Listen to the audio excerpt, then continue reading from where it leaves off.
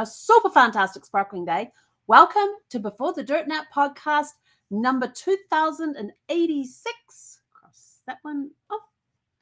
And today we are building a living legacy on purpose. That's what we're going to be talking about today. But first, I have a story to tell. Actually, a couple of stories. Two things happened to me today. Well, yeah, some stuff happened to me today that I am super, super excited about. One of the things is I had a little bit of time this morning, and so I went into Canva, and Canva has this whole new suite of tools that you can go and play with if you have found the secret key to unlock these tools. And one of the tools that I unlocked by clicking on the secret keys was Canva AI. And so I went in there today and decided to create a greeting card. And I knew what I wanted to create it about and everything else. And so I had to, and because a greeting card is 4 panels, because it's one of those ones that, folds open either this way or that way, depending which type. I did the landscape version. And so I went in there and fiddled around and got a front panel done, got an inside top panel done, inside bottom panel done, and the back of the card done. And then I went and created the card, and it's going out to a few people, so that'll get posted tomorrow. So you may get a surprise in the mail if you're on my mailing list. But what was really cool is that I was super impressed with how the images came out. Super, super impressed. And so I was super excited to make the card. I got the card made, I got it sent out, and that was all done this morning. Then this afternoon, this evening, after I finished on the help chat, I ended up having a coaching call with my business mentor and coach. And we had a really good conversation about directions, where we're going, what we're doing, transitioning and rebranding. And yeah, there's rebranding coming up, because if you've been listening the last few nights, we've been talking about show 2191 will be the end of year 6, and so that will be on July 31st, 2025, in 100 and something days. I'm not doing math right, in just over 100 days, and we're going to be talking about some changes that are going to be coming up. And so we got talking about some of the changes, and then when I got off that call, I was sort of like, had so much stuff spinning in my head from my conversation and usually so how it used to work when Brad was alive is that if I suddenly had a inspiration spurt, which has all these ideas clouding up in my head and they're running around and doing all sorts of weird and wonderful, wacky things, I would go running into the family room and I would plonk myself down on the couch and go, I've got an idea. And you could literally see Brad's eyes rolling, go, oh crap, here we go again. Because he never knew what idea, and some of the ideas were so off the wall, he was just sort of like, mm-hmm. And other ones were actually pretty good. So it was just a way to brain dump, and then we get into brainstorming sessions and things like that if I asked for feedback and stuff. And so because Brad's not here, I don't have anybody. If I go running into the family room and plonk myself down on the couch, there's just Zeffie there, and we can't brainstorm backwards and forwards. She just lays there and listens, and she'll go back to sleep. But she gets this brain dump on her. So I went into ChatGPT and I said, and just basically dumped everything in there. And we've been going backwards and forwards. Like it came up with some ideas, and I gave it feedback on the ideas. And I have to tell you this was hilarious. ChatGPT at one point on the feedback, it says, oh, Helen, this is gold. You are basically mapping out an entire multiverse of story-rich business ideas. It's like Pixar meets entrepreneurship. Honestly, we need to get a whiteboard just for the spin-offs, but focusing on this universe. And so it got me back on track, because it was coming up with these ideas, and these ideas would spark other ideas of what this could be used for, what that suggestion could be used for, and off we go. And I said, let's shelve this for later. And it was like, okay. And so it had to keep bringing me back onto on track. And so I said to it suddenly, like about 10 minutes ago, I said to it, I got to go do my podcast. This discussion is not over. I will be back later on to discuss this further. So it was a very enlightening and very cool brainstorming session with ChatGPT. But anyway, enough about that. We are here tonight to talk about living on purpose. building a living legacy on purpose, a reflection and action. Sorry, hang on, I'm reading my wrong notes. Let me see what happens. Because legacy isn't something that happens to you, it's something you shape choice by choice. So we're going to talk about be the architect of your own legacy. You're already leaving a mark. Why not make it meaningful? In other words, whatever you are doing, people are watching, people are observing, people are taking on some of the stuff that you're doing. If you've got young kids around, they will be imitating you. What words come out of your mouth, you may hear coming out of young kids' mouths, and some of those words you may not want to coming out of kids' mouths. So be conscious of that. How do you treat your spouse or your partner? Kids will pick up on that as well because they learn from how their parents interact with each other. So be conscious of that. A legacy doesn't have to be loud. It just has to be intentional. So I've been asking people around things about legacy and what it means to them and giving me examples and that sort of stuff. And one of them said that this is what and I quote this, I realized I was building a legacy when my niece started saying, kindness is my superpower. I didn't teach her that, or did I? So think about that. If somebody turns to you and says, kindness is your superpower, what does that show? It means that you're showing a lot of kindness to others more than you are the opposite of kindness, anger, hatred, and that sort of thing. You are showing kindness to others. People pick up on those vibes. Whatever you put out as a vibe is going to come back to you. So what does it mean to live on purpose? It's showing up as the person you want to be, even on the days you don't feel like it. Yes, on days that you don't feel like it, show up anyway. Show up ready to do whatever it is you are ready to do. There has been times that I've felt like for mastermind meeting groups, I'm sort of like, I really don't feel like getting on the mastermind today. And it's like, no, I need to get on the mastermind because I am accountable to that team because I do some behind the scenes work stuff for the person who runs the mastermind. I need to be accountable. I said I would show up at all of these events. I'm showing up. And it doesn't matter if I feel like crap. I am there. I am super fantastic and sparkling. And nobody knows that there's other issues going on. I could be suffering from, like I've sat in mastermind calls when I haven't felt my greatest. When I've had a cold, when my stomach's churning and everything else, or I'm just having a really bad grief day. I still show up super fantastic and sparkling. And I will tell you this, every time I have turned around and says, oh, I really don't want to go to that event because blah, blah, blah, blah, blah. Whenever those excuses turn up, that is the best time to show up. Because when you show up when you're not feeling your best, that is when you get the most out of whatever it is that you didn't want to go to. Ask me how I know. I have done it multiple times. Those are the best times that when you really don't feel like showing up, that's the time that you should show up because magic happens during that time. So it's showing up as the person you want to be, even on the days that you don't feel like it. Choosing what gets passed on and what gets left behind. So when you are showing up as the person you want to be, you are choosing what traits and gifts that you have that you want to pass on to others, and you're choosing to leave the ones that you don't like. You're choosing to leave them behind. Being mindful of how you lead, speak, rest, encourage, and create. And there was a mother who told me this when I asked her about, what does it mean to live on purpose? I tell you, I've got some great friends in my network. When I call them up and say, hey, doing this on my podcast this evening, what's one thing that you would like to pass on? So this person passed it on.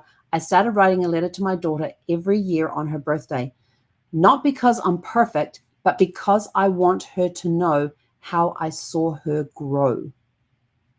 Isn't that cool to get a letter every year on your birthday to confirm the positive stuff that's happened over the last year, and just showing your daughter or even your son that you wanted to know how you saw them grow? and you're pointing out all the positive stuff, not the negative stuff, just the positive stuff, just the stuff you want them to carry on. Are they going to throw those letters away? I would say 99.9% of the time, no. If I say 100% of the time, someone's going to say, well, my kid threw away all the letters I wrote them. Yeah. So 99.9% of the time, those letters are not going to get thrown away. They may get found later on in years, and who knows, that daughter or that son may start writing letters to their children on their birthdays for the same reason. How cool would that be? That's living on purpose. So questions that help you design a living legacy. What do you want to be remembered for, not just as? You have to think about that. What do you want to be remembered for, not just as? What am I modeling in my day-to-day interactions? Am I showing up as a person with a kind and caring heart? Am I showing up with intention? Am I showing up on purpose? Am I showing up to learn or to be productive at work, whatever it is that you're showing up for? What are you modeling in your day-to-day interactions? Who am I influencing intentionally or accidentally? Who in my circle am I influencing intentionally or accidentally? Remember, children watch, children hear. Co-workers watch and hear. Employees watch and hear. So just remember, you are always being watched. Are you somebody who somebody that will walk around and say, who leads by example? They're not somebody. Yeah, are you somebody who leads by example? If you say, like, when I was working for Marriott International many years ago, I was in my first hotel. It was 2000, the year 2000. To think about that for a second. I was going to say 2020. I was like, no, that was longer ago than that.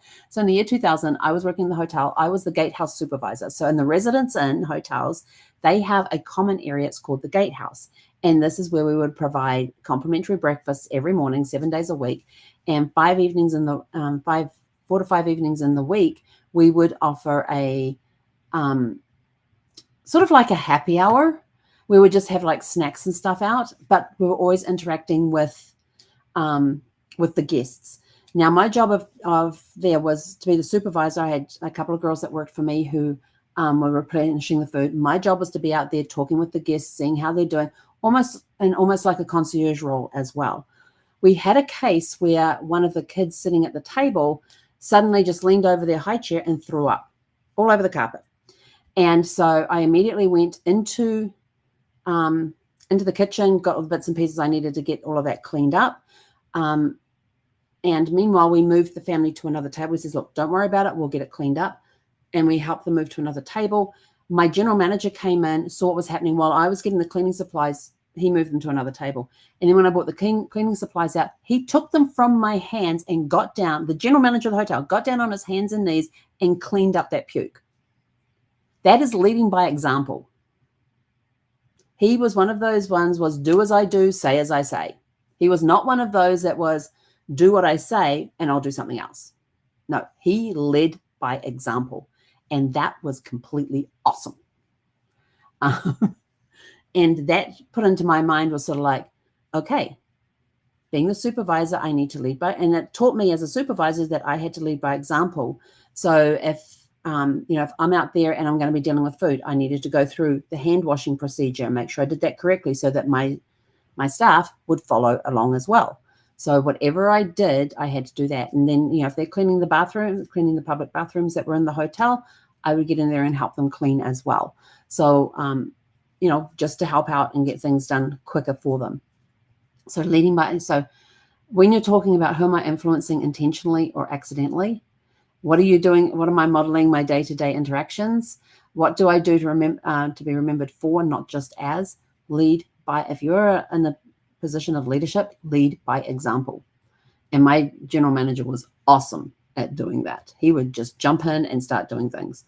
I also remember one morning I came in to start my shift at 7 o'clock in the morning. And I usually got there around 6:30, between 6:30 and 6:45, so I could get ready to work. So that when 7 o'clock came, I was ready to start work. And because here's the thing, if you're online, you're late. If you're on time, you're late. Because if you start work at 7 o'clock and you arrive at 7 o'clock to start work, you've still got probably about another 10 to 15, maybe 20 minutes before you're actually ready to work. So show up about 15 to 20 minutes beforehand so that when it hits the hour that you're supposed to start working, you are ready to go. You're not getting your coffee. You're not logging into your computer. You're not organizing your desk or whatever. You're ready to go. And I came in one morning at between 6:30 and 6:45 is when I usually arrived for the 7 a.m. shift, and went in and I walked in and I'm like, what the heck? Like, the general manager was there, the assistant general manager was there, the chief engineer was there. They're all behind the desk. I'm like, what the heck is going on? And apparently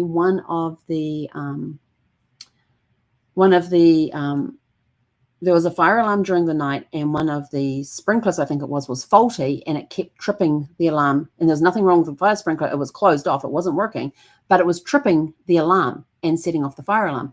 The general manager is standing there with his finger on the button to stop the fire alarm from going off. And with his other hand, he's hand dialing room numbers with the wake up calls. He's doing that while everybody else is running around and getting everything else done that needs to get done and everything else. He's standing there with his finger on the button, one finger on the button and one hand dialing wake up calls. So this is the sort of general manager I had to, that led by example in a great way. Anyway, so what are we back to? Okay. Living legacy isn't about being perfect. It's about being consistent. You don't have to wait until you're ready or have it all figured out. You don't. Just get it done. You're creating ripples. Everything you do creates a ripple that goes out. Have you ever read the book, The Butterfly Effect? It talks about how the wings, how does it go? The flapping of the wings of a butterfly can later lead to like a hurricane or something like that. It's about the little things that trickle out and become bigger things. The small things are the big things. How you listen, how you follow through, how you encourage. And somebody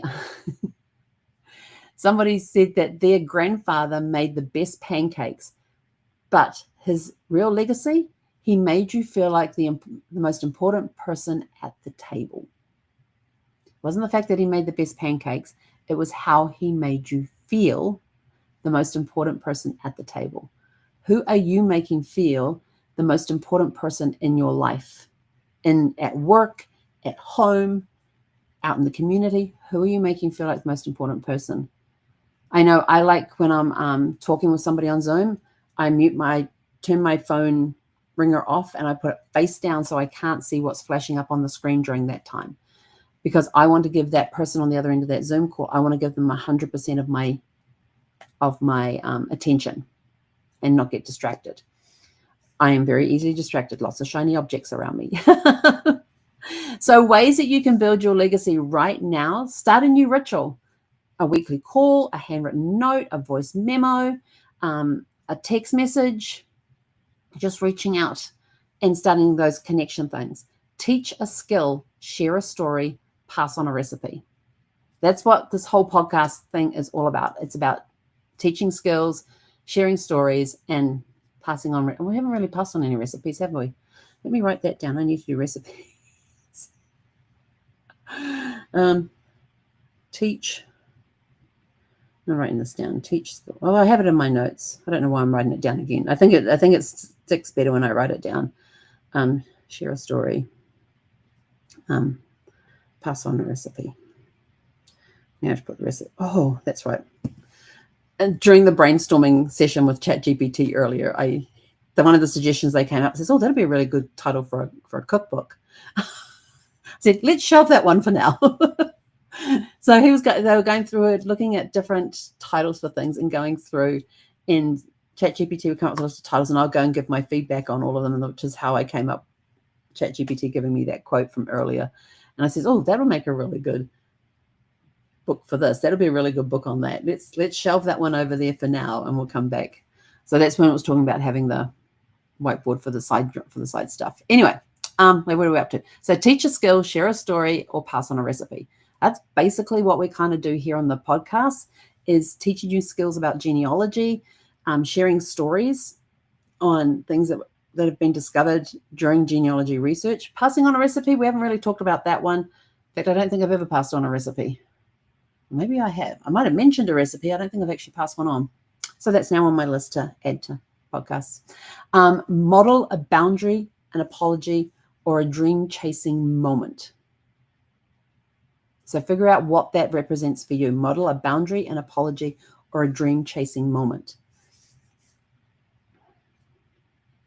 And this is one that I have done a lot, especially when I'm with my grandkids, even with Zeffie. When Zeffie's in the room, she's got this habit of, like, her mat's down on the floor and she's got a couple of cushions around it. She sits on the cushion with her front paws down on the floor, and she just sits there and looks at me if I'm on my phone. And I've learned this with the grandkids as well, is that I stop replying to text messages. When the grandkids want my attention, I stop replying to text messages, put my phone down, and give them 100% of my attention. Zeffie will just sit there and just watch me, and she wants attention too. So I put the phone aside, call her over, and she gets her scratches that she wanted. I want to make my legacy to be presence, not multitasking. So if the kids want your attention, put the phone down and give them 100% of your attention. Be present with them. Be present with your pets. They are awesome for helping you be present, because they just live in the moment. So what's one thing, and these are the 2 questions I have in the description below for you. What's one thing you can start doing today to shape the legacy you want to leave behind? And what do you hope people will learn from how you live, not just what you say? And with that, we are out of here. Go out, have a super fantastic, sparkling evening, and we'll catch you guys back here tomorrow evening at 6 p.m.